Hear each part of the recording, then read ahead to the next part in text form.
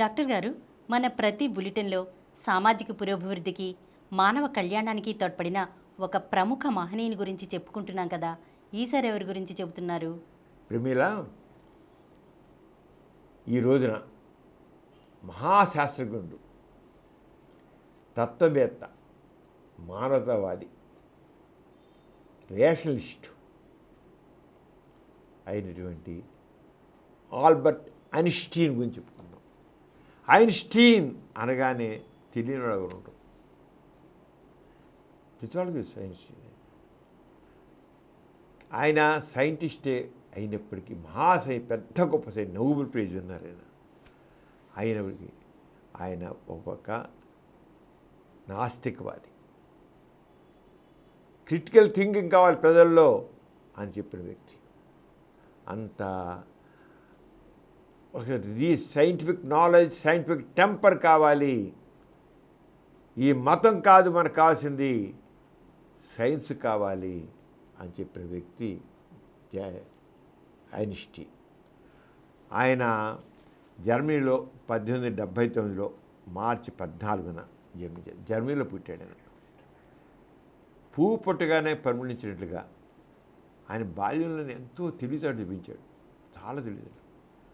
ఆయన ఎంత తెలివితేటలు అండి, ఎంత చురుకుదనం ఉందంటే, ఆయన మామూలు స్కూల్లో వేశారు. మనం కూడా మామూలు స్కూల్లో వేస్తే పిల్లలు అలా వేస్తే అతను ఆ చదువు నచ్చల. ఏంటి మామూలుగా చెప్పే చదువులు ఆయన మనసులో ఉండే రంగా ఆ చదువులు లేవు. నాకు కొద్ది చదువుకోమన్నట్టు చదువులైన పేరు అంటే మామూలు రొటీన్ కూడా చదువు మనుషుల అభివృద్ధికి తోడ్పడదు. విద్యా విధానంలో మార్పు రావాలి. అప్పుడే చెప్పాడు ఆయన. పిల్లలు మంచిగా డెవలప్ అవ్వాలంటే విద్యా విధానంలో మార్పు రావాలి. వాళ్ళకున్న టేస్ట్ ప్రకారంగా వాళ్ళని మార్చేట్లుగా ఉండాలి. యాప్టిట్యూడ్ ప్రకారంగా చదువు ఉండాలి. మన యాప్టిట్యూడ్ కాదు, తల్లిదండ్రుల టేస్టులు నొక్కుతాం. పిల్లాడు యాప్టిట్యూడ్ కాదు, పేరెంట్స్ యాప్టిట్యూడ్ ప్రకారం ఆ రకంగా కాదు చెప్పాడు ఆయన. కానీ తర్వాత రోజు చెప్పేసి చాలా చదువుకుంటూ అతనికి మ్యాథ్స్ అంటే బాగా ఇంట్రెస్ట్ వచ్చింది. బాగా మ్యాథ్స్ అంటే ఇంట్రెస్ట్. అంతేకాకుండా సంగీతం ఆయన హాబీ. అంత సైంటిస్ట్ లాగా ఉండేవాడు కూడా సంగీతం మంచి హాబీ ఆయనకి చేసి, ఆ తర్వాత అతను ఏం చేశారంటే స్విస్ ఫెడరల్ పాలిటిక్ జ్యూరిక్లో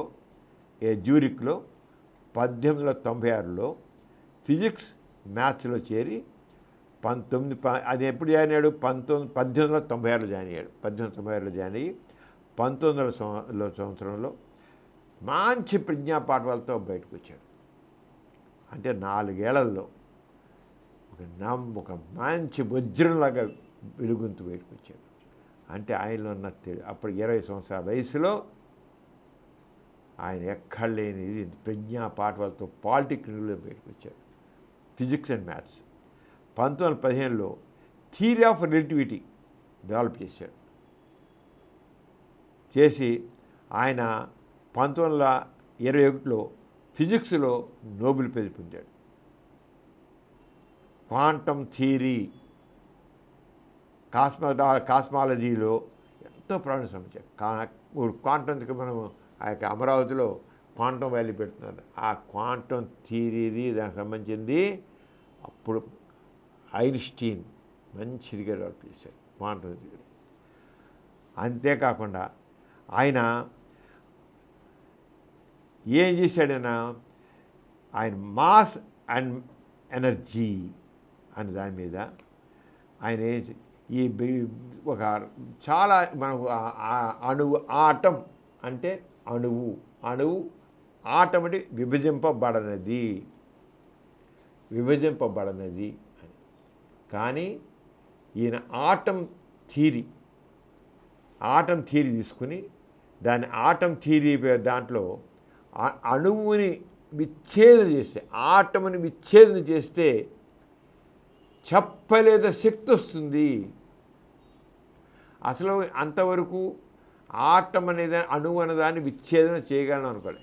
ఆయన అణువుని మనం డివైడ్ చేయగలము. చేసినట్లయితే చెప్పలే ఎనర్జీ వస్తుంది. దానికైనా ఎగ్జాంపుల్ కూడా చెప్పంటే సూర్యుడు ఒక మాస్ కంటే ఏదో ఒక పొల్లకు నిప్పంటిస్తే ఆ పొల్ల అలా వెలుగుతూ ఉంటుంది. అలాగే సూర్యుడు అలాగే ఉంటాడని అనుకున్నాం. కానీ సూర్యుడిలో ఉన్న ఆ మాసులో అణువులు విస్ఫోటం చెంది పగిలి చెప్పలేని ఎనర్జీ ప్రొడ్యూస్ అయ్యి మనకి కాంతే కాదు వేడి కూడా పుట్టుతుంది. ఏదైతే ఆయన చెప్పిన థియరీ ప్రకారంగా ఆయన దాంట్లో ఒక E = mc², E = mc². ఆ ఫార్ములా ప్రకారం ఒక న్యూక్లియస్ని మనం స్ప్లిట్ చేసినా లేదా కంబైన్ చేసినా చెప్పలేని ఎనర్జీ వస్తుంది. దాన్ని E = mc². ఇది చాలా పాపులర్. ఒక యురేనియం కానీ ప్లూటోనియం కానీ న్యూక్లియస్ని చేసినట్లయితే వాటిలో అణువులు ఛేదిస్తే చెప్పలేంత విస్ఫోటనం కలుగుతుంది అని చెప్పారు. ఇంత ఆటం ఏ ఆటం అయితే విభజింపబడదు అన్నారో ఆ ఆటంని విభజింపజేస్తే చెప్పలేంత ఎనర్జీ ప్రొడ్యూస్ అవుతుంది. ఆ ఆటం న్యూక్లియస్ని స్ప్లిట్ చేసినా లేదా కంబైన్ చేసినా సరే ఎంతో తేడా వస్తుంది దాని యాక్షన్లో. న్యూక్లియస్ ఆటం న్యూక్లియస్ అంటాం. ఆ న్యూక్లియస్ని విభజించినా స్ప్లిట్ చేసినా లేదా కంబైన్ చేసినా సరే చెప్పలేంత మార్పు వస్తుంది. థియరీ ఆఫ్ రియాలిటీ ఆ మాస్ అండ్ ఎనర్జీ గురించి తీసుకుంది, చెప్పలేంత తీసుకొచ్చేసింది. రెవల్యూషన్ ఆ చేసింది వేస్తే దీన్ని ఆధారం చేసుకొని అమెరికా వాళ్ళు ఆటం బాంబు తయారు చేశారు. ఏది ఒక అణువుని విచ్ఛేదం చేసినట్లయితే యురేనియం కానీ ప్లూటోనియం కానీ విచ్ఛేదం చేస్తే పెద్ద విస్ఫోటనం జరుగుతుంది. దానికి ఎంత ఎనర్జీ వస్తుంది? ఏమన్నా చేయాలి ఆటం బాంబుని, అంటే ఐన్స్టీన్ చెప్పినటువంటి సిద్ధాంతం మీద ఆపడి ఫస్ట్ టైం అమెరికా వాళ్ళు ఆటం బాంబు తయారు చేసి జపాన్ మీద వేశారు. హీరోషిమా నాగసాకి ఏం జరిగిందో మనకు తెలుసు. ఎంతమంది లక్షల మంది చనిపోయారు. తర్వాత దాని ఒక నష్టం ఎన్ని సంవత్సరాలు ఎన్ని దశాబ్దాల పాటు జరిగిందో మనకు తెలుసు. అలా బాంబు వేగిన ఆటం బాంబు వేసినప్పుడు ఐన్స్టీన్ ఇందుకోసమా నేను చెప్పింది, ఇందుకోసమా నేను చెప్పిన థియరీని ఆటంని డివైడ్ చేస్తే ఎక్కలేని ఎనర్జీ వస్తుంది అని చెప్పింది. E = mc² అని చెప్పింది. దాన్ని ఈ రంగా దుష్టులు ఇంకో రంగా ఉపయోగిస్తారా? సైన్స్ని మానవాళి సంక్షేమం కోసం ఉపయోగించాలని మానవ వినాశనం కోసం కాదు అని కలిసి చాలా అప్సెట్ అయిపోయాడు. ఆటం బాంబు వేసాడు కల్లా, అమెరికా వాళ్ళు వేసాడు కల్లా నేను ఆ థియరీని నేను చెప్పిన దాన్ని అంతా మిస్యూజ్ చేశారు. సైన్స్ ఎప్పుడు కూడా ఉండడానికి చేయడం వీల్లేదు అని గలమెత్తి దాటాడు. ఏంటి ఆ ఎలుగెత్తి ఎందుకు దాటాడు? సైన్స్ అనేది మానవాళి సంక్షేమం కోసం కానీ వినాశనం కోసం కాదు. కానీ ఇటువంటి సామ్రాజ్యవాదులు, ఈ దుష్ట శక్తులు దాన్ని ఇంకొరగా దాన్ని చేయడానికి వీలు లేదు. కానీ ఇప్పుడు చూసాం ఆటం బాంబులు, హైడ్రోజన్ బాంబులు, ఇంకా బాంబులు, రకరకాల బాంబులు తయారు చేశారు. దీనికి సామ్రాజ్యవాదం. ఐన్స్టీన్ జపాన్ వేసినప్పుడు చాలా బాధపడి ఇలాగా అనేది చాలా బాధపడ్డాడు. కానీ అందుకని సైన్స్ మానవత్వం కలిసి ఉండాలి, మానవత్వం లేకుండా. ఐన్స్టీన్ ప్రతిపాదించిన నూతన సిద్ధాంతం ఆధారంగా అణువిచ్ఛేదం చెప్పి అమెరికా వాళ్ళు చేశాడు.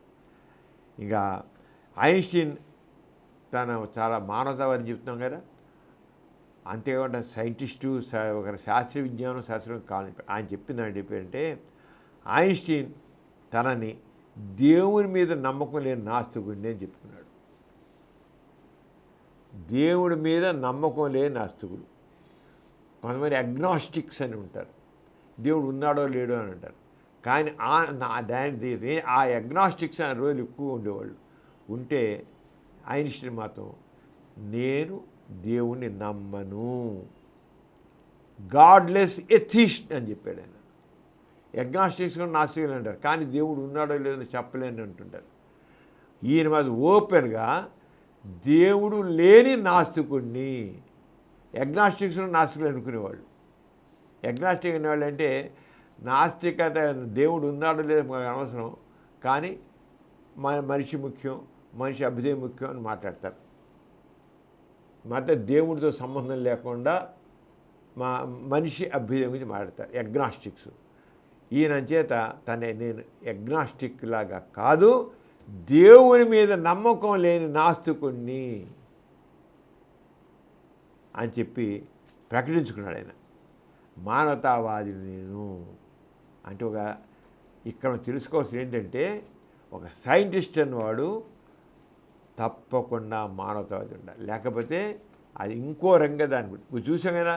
ఈయన ఆ అనుభవం సంబంధించిన శాస్త్రం చేస్తే దాన్ని అమెరికా మిస్యూజ్ చేసి అనుభవం, ఇప్పుడు ఈ ప్రపంచం అంతా అనుభవంలో సృష్టి చేస్తున్నారు.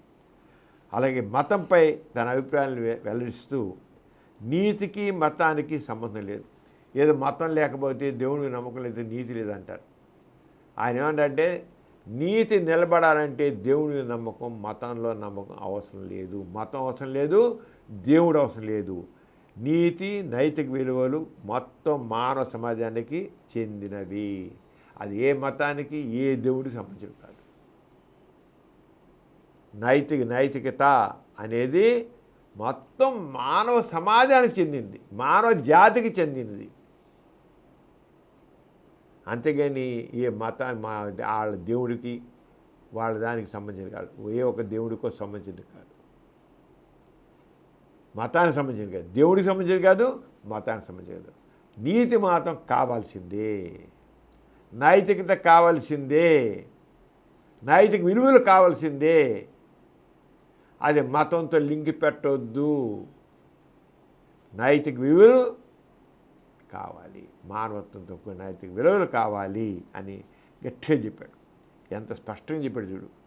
నీతి జ్ఞానం వర్ధిల్లాలంటే సైన్స్ని మతాన్ని వేరు చేయాలన్నాడు.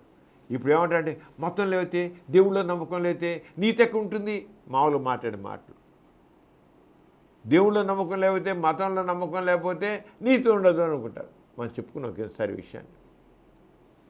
నీతికి మతానికి సంబంధం లేదు, నీతికి దేవుడికి సంబంధం లేదు అనేసి నీతి జ్ఞానం కావాలి. మన సమాజంలో వ్యక్తిలో నీతి ఉండాలంటే నైతిక విలువలు ఉండాలి, జ్ఞానం కూడా ఉండాలి. జ్ఞానం. ఒక సైంటిస్ట్ అన్నవాడు ఒక సామాజిక దృక్పథంతో ఎలా మాట్లాడాలో తెలుసుకోండి. అది కావాలి సైంటిస్ట్కి. సామాజిక విలువలు కావాలి, సామాజిక దృక్పథం కావాలి. ఇప్పుడు చదువుతున్న ప్రతి ఒక్కడు సైంటిస్టులుగా ఉన్న వాళ్ళందరూ ఇది అర్థం చేసుకోవాలి. ఐన్స్టీన్ని ఆదర్శంగా తీసుకోవాలి. నైతిక విలువలు కావాలి, విజ్ఞానం కావాలి, తప్పుడు విజ్ఞానం కావాలి. అంటే నీతి జ్ఞానం వర్ధిల్లాలంటే సైన్స్ని మతాన్ని వేరు చేయాలి. అంతేగాని కాదు మత నమ్మికలని మూఢనమ్మకాలు తీసివేసి విజ్ఞానాన్ని వ్యాప్తి చేయాలి.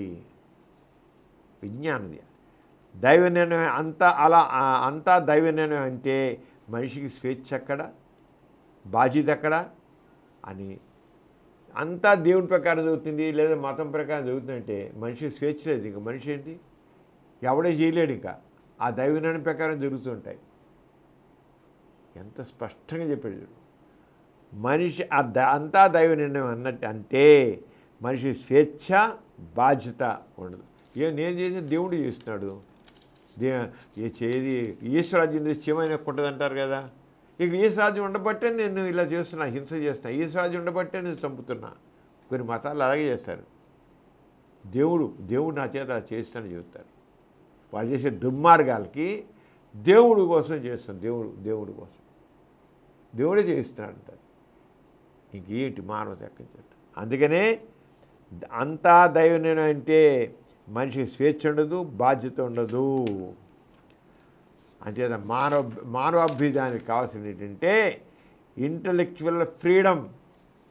ఒక సమాజం అభివృద్ధి చెందాలంటే, మనిషి అభివృద్ధి చెందాలంటే ఇంటలెక్చువల్ ఫ్రీడమ్, ఒక జ్ఞాన సంపదానికి స్వేచ్ఛ ఉండాలి, స్వేచ్ఛగా ఆలోచించాలి. అంతేగాని ఎక్కడో సంఖ్యలో బంధించకూడదు జ్ఞానాన్ని.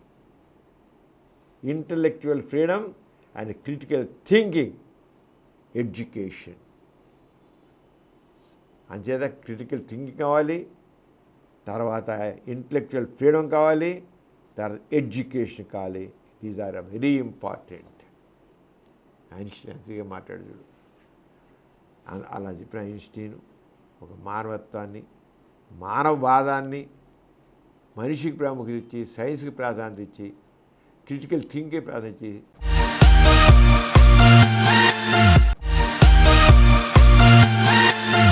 ఈ కార్యక్రమం మీకు ఎంతో నచ్చింది కదా. ఇటువంటి మరిన్ని వీడియోల కోసం అనతి కాలంలోనే 20 కోట్లకు పైగా వ్యూస్ సాధించిన సమరం ఛానల్ సమర్పించు పాజిటివ్ ఎథియిజం తెలుగు ఛానల్కు సబ్స్క్రైబ్ చేయండి, లైక్ చేయండి, మీ ఫ్రెండ్స్కి షేర్ చేయండి. అలాగే ప్రక్కనున్న గంట సింబల్ని ప్రెస్ చేయడం మర్చిపోకండి.